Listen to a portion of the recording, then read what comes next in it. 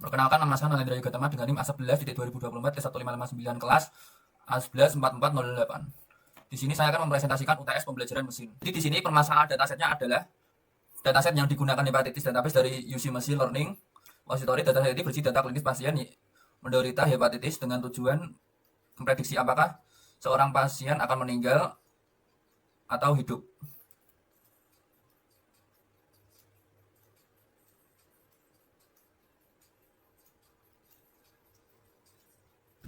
Fitur-fitur dataset mencakup informasi demografi, usia, jenis kelamin, gejala klinis, kelelahan, fatigu, analise, anoreksia, spider, angioma, asires, varises, dan lain-lain.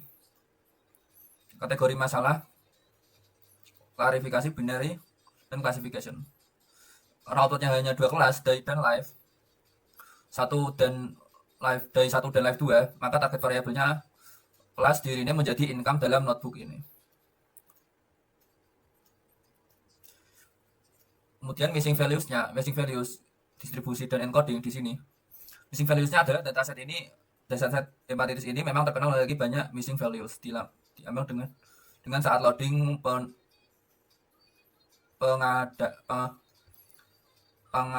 penganaannya dilakukan secara bertahap, yaitu kolom histologi karena dianggap terlalu banyak missing values. Kemudian fitur numerik, missing values diisi dengan min lalu diisi dengan median.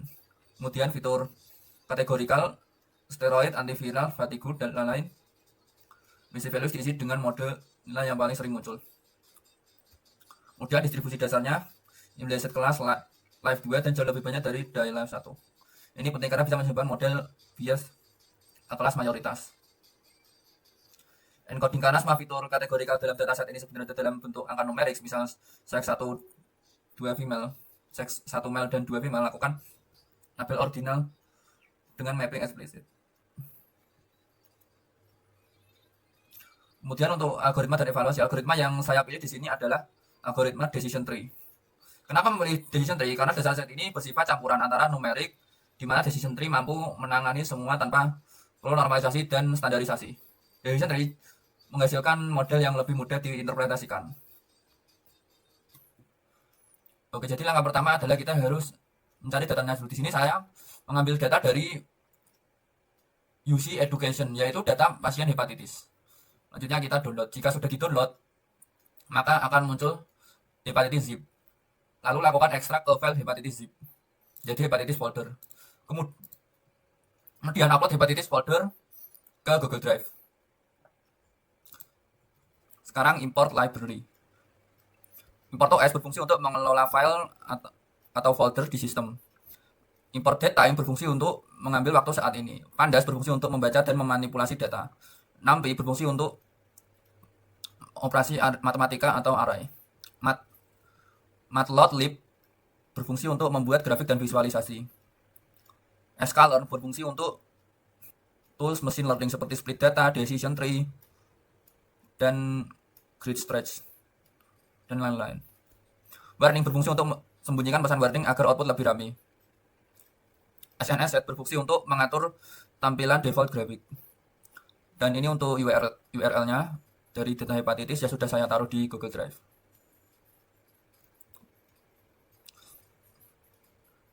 Dan kita lakukan define variable.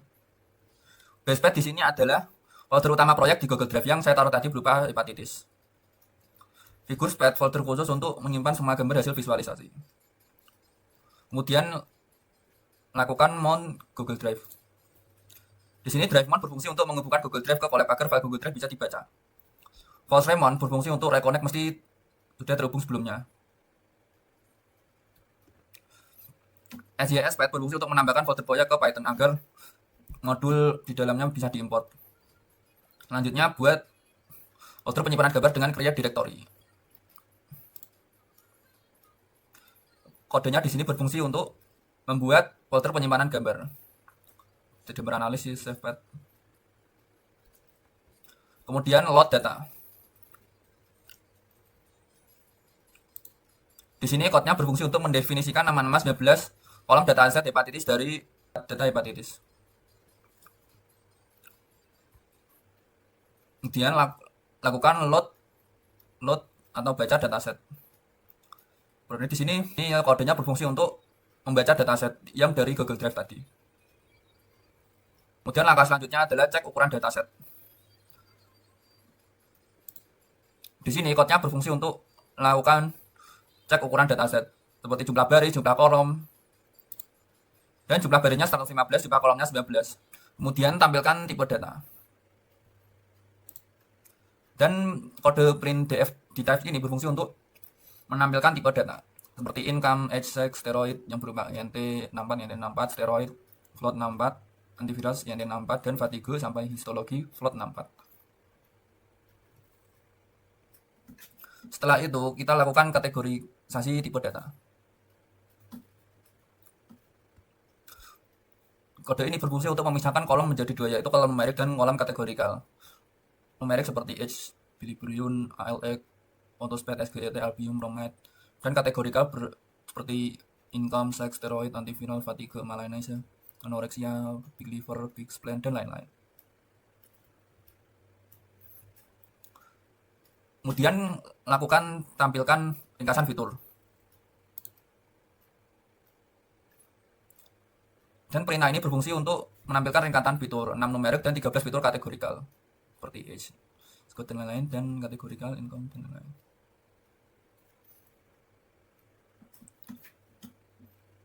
Kemudian lakukan preview 5 baris pertama. DFT ini berfungsi untuk menampilkan preview 5 baris pertama 0 sampai 4 dari income, age, sex, antivirus, dan lain-lain. Kemudian lakukan distribusi variabel. Perintah ini berfungsi untuk value count, berfungsi untuk menghitung jumlah data-data per kelas. Dan normalize berfungsi untuk menampilkan proporsi presentase per kelas. Dan hasilnya seperti ini. Income, name. Kemudian lakukan statistik deskriptif numerik. Kode ini berfungsi untuk menampilkan statistik deskriptif numerik. Seperti ini, seperti count, min, std, dan lain-lain. Kemudian lakukan eksplorasi fitur kategorikal. Kode di sini berfungsi untuk melakukan eksplorasi fitur kategorikal seperti big liver, big spleen, spiders, dan lain-lain. Kemudian lakukan visualisasi bar chart.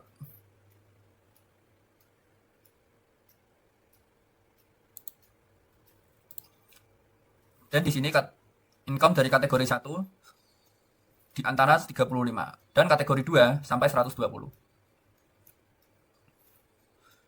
Dan ini kodenya berfungsi untuk melakukan visualisasi distribusi target.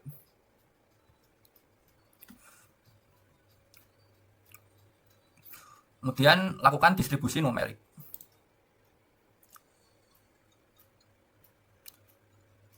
Di sini distribusi umur yang paling tinggi adalah umur sekitar 40 sampai 50. Dan yang paling rendah adalah umur 10 tahun. Dan untuk distribusi bilirubirin yang paling tinggi 2.0 dan paling rendah adalah 1.0 di angka 20 dan 2.0 di angka kira-kira 130. Dan untuk distribusi ALK-nya paling tinggi di angka 40 dan paling rendah di angka 0,2, sekitar 0,2 di nomor 8. Distribusi S-code-nya paling tinggi di angka sekitar 80. Distribusi albiumnya paling tinggi di angka 45. Dan paling rendah di angka 0,2. Dan distribusi promide-nya paling tinggi di angka 35 dan paling rendah di angka 0. Oke, untuk langkah selanjutnya lakukan visualisasi plot.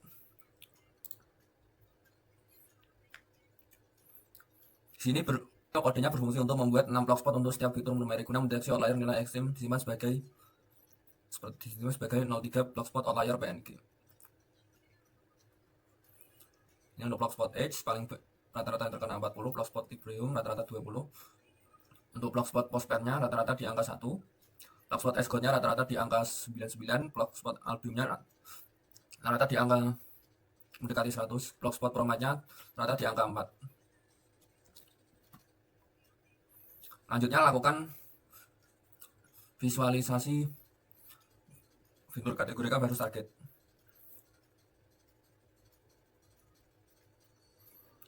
visualisasi fitur kategorikal terhadap target. Di sini kodenya berfungsi untuk membuat chart proporsi fitur kategorikal terhadap kelas dan target income. Seperti ini.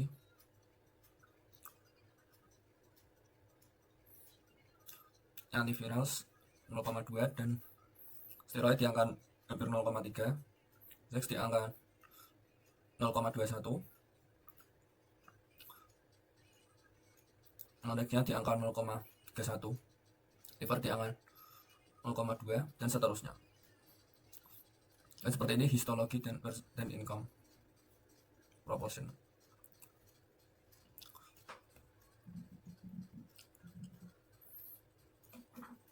Sekarang lakukan cek missing value. Di sini kodenya berfungsi untuk hitung jumlah nilai kosong, none atau none per kolom dan tampilkan presentasenya. Dan juga hitung jumlah baris yang duplikat. Ini steroid, Vertigo 111, Big Liver 10, Big Spline 11 dan seterusnya. Kemudian mengecek presentasi missing values seperti steroid 0,65, Vertigo 0,65, Malaysia 0,65 dan seterusnya. Dia lakukan copy data frame untuk processing. Seperti ini. Sini berfungsi untuk membuat salinan data frame DF menjadi DF prep. Sekarang lakukan drop kolom yang tidak relevan. Di sini kodenya berfungsi untuk menghapus kolom histologi karena memiliki terlalu banyak missing values. Lalu tampilkan jumlah fitur yang tersisa seperti age, steroid, antiviral, fatigue, Malaysia, anorexia, Big Liver, Big Spline, dan lain-lain. Sekarang lakukan info data frame setelah drop. Di sini kodenya berfungsi untuk menampilkan informasi struktur data frame seperti nama, kolom, tipe darah, jumlah nilai non-null, setelan kolom, dan dihapus. Seperti income, sex, steroid, liver, anorexia, dan lain-lain.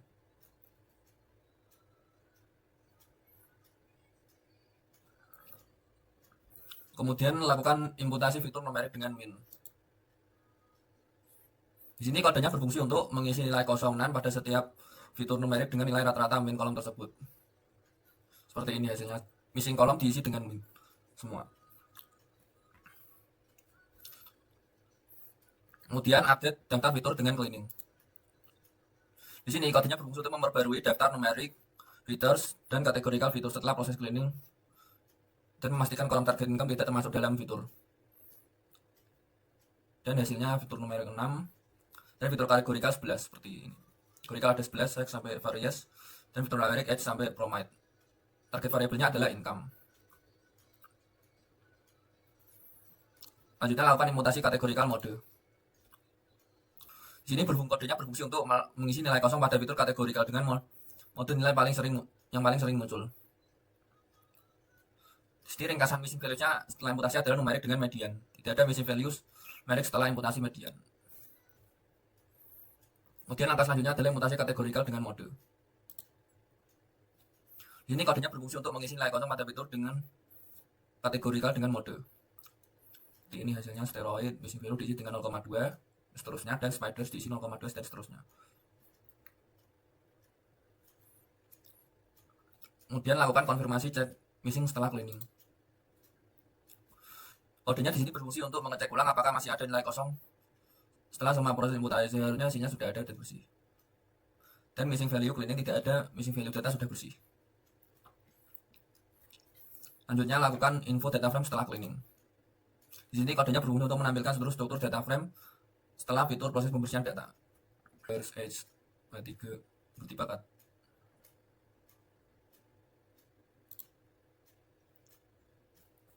Kemudian setelah itu lakukan hapus baris duplikat.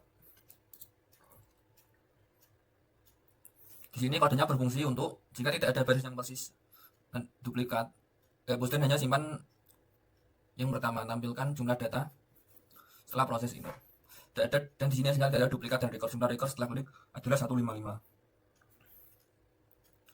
Lanjutnya lakukan copy untuk transformasi. Di sini kodenya berfungsi untuk membuat salinan DF prep menjadi DF transform untuk proses transformasi atau encoding berikutnya. Selanjutnya lakukan eksplorasi ulang fitur kategorikal. Di sini berfungsi untuk menampilkan ulang 20 nilai teratas dari setiap fitur kategorikal sebelum encoding. Seperti seks bernilai 2 dan 139, steroid nilai 2.0 dan seterusnya. Kemudian lakukan cek nilai unik untuk kategorikal. Di sini kodenya berfungsi untuk menampilkan semua nilai unik pada setiap kolom kategorikal di DF transform untuk memastikan nilai sebelumnya encode. Di sini nilai unik untuk seks adalah 2 dan 1. Nilai unik pada steroid 1.0 dan seterusnya sampai varises 2.0 dan 1.0. Kemudian lakukan encoding ke semua kolom kategorikal. Di sini kodenya berfungsi untuk mengubah nilai kategorikal angka dari UC menjadi nilai biner 0,1. Ini komap 0,1 setelah 2 ini. Encoding size juga ada 0,1 sampai encoding varises. Dan hasilnya seperti ini. X encode male to female to 1. Teloid yes to 1 sampai seterusnya. Encoding kategorikal selesai. Setelah itu lakukan preview data setelah encoding. Dan setelah encoding, dan kodenya di sini berfungsi untuk menampilkan 5 baris pertama setelah encoding untuk memverifikasi hasilnya sudah benar. Seperti albium, bromide, HX dan lain-lain.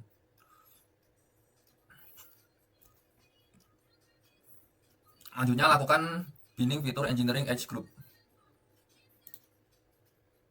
Di sini kodenya berfungsi untuk membuat fitur baru grup dengan membagi kolom edge menjadi 4. Kelompok umur 0 sama dengan usia 0 sampai 25 tahun. Dan 1 25 tahun sampai 45 tahun. 2 46 tahun sampai 65 tahun dan 3 usia untuk usia 65 tahun ke atas. Dan ini hasilnya. Age group created 645 dan 365 ke atas. Lanjutnya cek total fitur setelah engineering. Di sini kodenya berfungsi untuk menampilkan jumlah total fitur setelah penambahan age group dikurangi 1 karena target income tidak dihitung. Setelah itu lakukan info data frame setelah engineering. Di sini kodenya berusaha untuk menampilkan info struktur data frame setelah fitur engineering. Fiturnya kolom non-null di type. Setelah itu lakukan preview data frame terbaru. Dan hasilnya seperti ini. Ini berfungsi untuk menampilkan 5 baris pertama data frame semua ditransformasi. Seks 1 H50 sampai 34 sampai 57 8 berarti dia akan kategori kedua. Lanjutnya lakukan hapus fitur konstan. Di sini kodenya berfungsi untuk menghapus kolom yang hanya memiliki satu nilai unik konstan karena kolom seperti itu tidak diberikan saat transformasi apapun untuk model.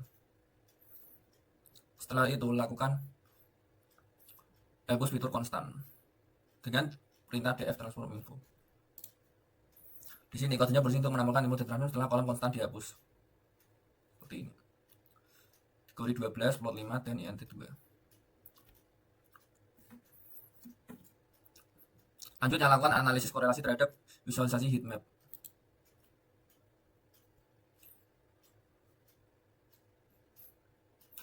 Di sini kodenya berfungsi untuk menghitung korelasi antar semua fitur dan membuat heatmap korelasi sebagai matrix.jpg. Mencari pasangan fitur yang korelasinya setinggi 0.85, membuat bar chart korelasi terhadap fitur terhadap target. Dan ini korelasinya alp dengan malaise sampai albium berada di minus, dan korelasi steroid sampai varises berada di plus 0,4. Kemudian lakukan train test split. Di sini berfungsi untuk memisahkan fitur X dan target Y dengan membagi 50% training dan 20% testing. Memastikan proporsi setiap kelas tetap seimbang sesuai split. Random state agar bisa direproduksi. Dan ini hasilnya.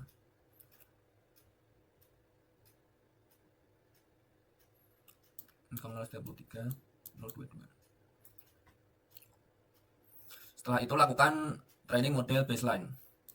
Di sini kodenya berfungsi untuk membuat dan melatih model decision tree pertama baseline menggunakan parameter default pada optimasi apapun. Hasilnya seperti ini. min sample split ada di 2, min sample slip 1, random state-nya ada 42. Model decision tree initialize. Lanjutnya lakukan cek kelas model. Di sini kodenya berfungsi untuk menampilkan kelas yang dikenali model, yaitu 0 die dan 1 leaf. Nah, seperti ini. Selanjutnya lakukan evaluasi model baseline. Di sini kodenya berfungsi untuk melakukan prediksi antar training dan testing, menghitung akurasi, precision, recall, advanced score, ngecek apakah terjadi overfiltering dan menampilkan classification report. Hasilnya seperti ini, akurasi berada di 1, precision 1.00, 1.0, advanced 1.00.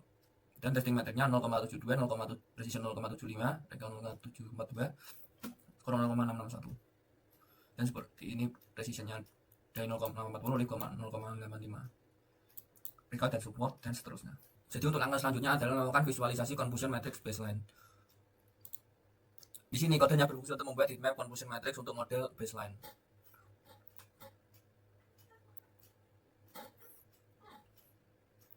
Di sini untuk sisi die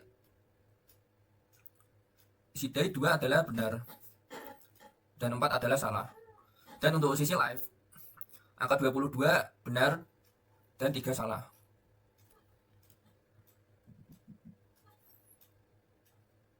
Untuk langkah selanjutnya adalah melakukan visualisasi ROC curve baseline.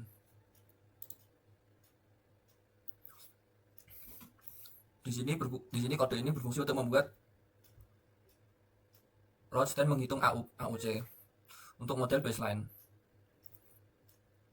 Dan untuk ROC curve-nya di angka 0,607. Berada di sini sesuai grafiknya. Kemudian untuk titik-titiknya adalah random classifier. Langkah selanjutnya melakukan fitur immontrance baseline. Di sini kodenya berfungsi untuk menampilkan dan memvisualisasikan kepentingan setiap fitur dalam model baseline. Disimpan sebagai fitur immontrance base PNG. Dan di sini varieties diangkat hampir 3.0. H di angka hampir 0,220. Promet di angka 1.10, hampir 1.10, Fluid di angka 1.1. Dan ini fitur-fiturnya.